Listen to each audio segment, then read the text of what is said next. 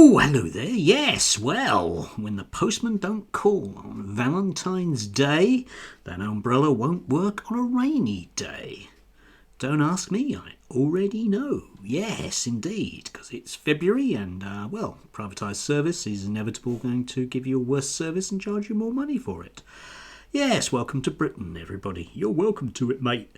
Yes, anyway, history fans, way back in the 1640s when the world was turned upside down, it became a very common motif that, the world was turned upside down. And when you get rid of the norms and checks and balances in systems, then people are left adrift. But thankfully, they do have the British media to fall back on to tell them exactly what they should be thinking at any one given time. The problem is, of course, that it is indeed its own world turned upside down, where up is down occasionally if it's Tuesday, and if it's Wednesday it's going to be up, and of course back will be front if it's Friday, but not if it's Thursday and Reform are leading in the polls. So in the extremely blue corner I give you, GB News and our good friend Matt Goodwin, who were debating whether or not 16-year-olds should get the vote. The Labour Party seem keen to bring that in, and there are reasons to have it and there are reasons not to have it. However, the right wing are jumping up and down about this because, as Matt puts it here, it's obviously a grab by the Labour Party. And anyway, 16-year-olds, they're a bit daft and they don't pay tax.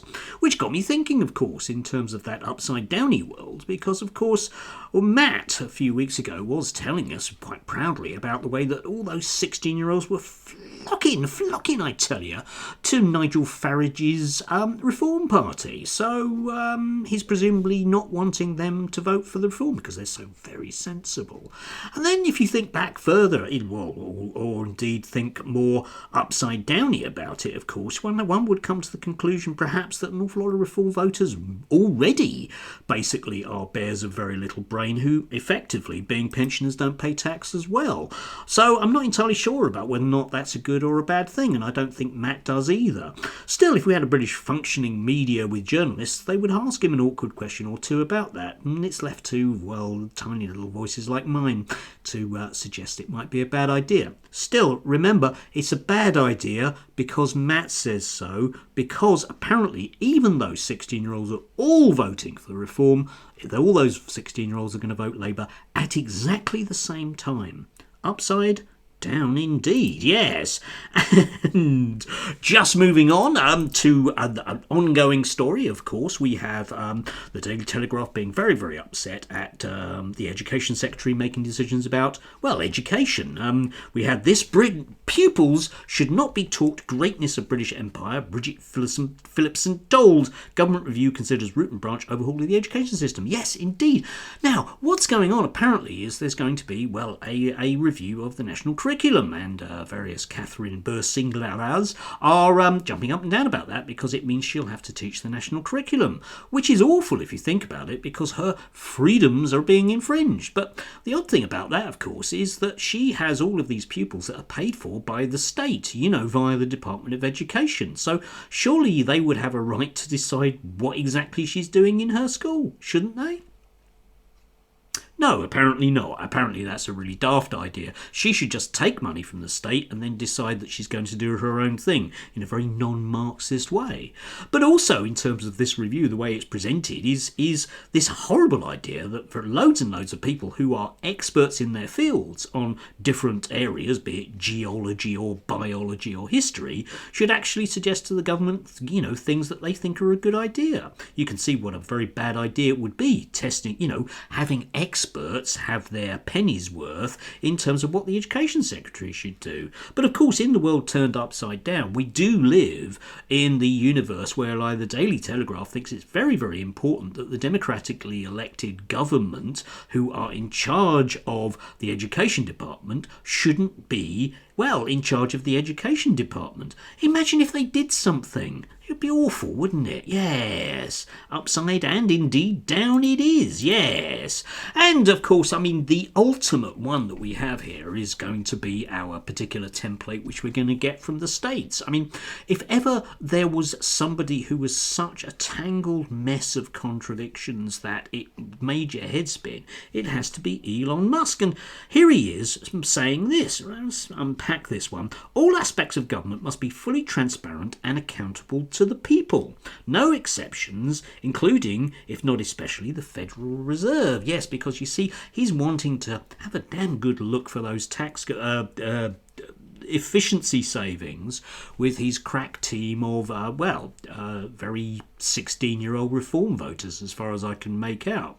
But the thing is, okay, that, my limited understanding of the American Constitution, if all aspects of the government must be fully transparent and accountable to the people, I do believe that they have a system for that, and it's called Congress. Now, I'm not entirely sure why Elon Musk, wanting all aspects of the government to be fully transparent and accountable to the people, wouldn't decide that, the elected representatives, all of those majority Republicans in Congress, etc., that would do that. Or am I missing something here? And the answer is no, you're not missing anything there. And if you're going to suggest that this is merely a ploy to get hold of as much government cuts as they can do to fund tax cuts for the rich, you'd be an idiot. Yes, indeed. And I look forward to not hearing about those tax cuts in the very near future.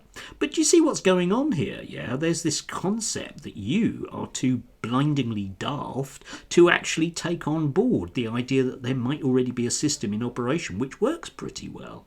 And anyway, since we're talking about very, very stupid ideas being applied, surely the American people wouldn't allow an unelected person to simply take power like a king does because, they have guns.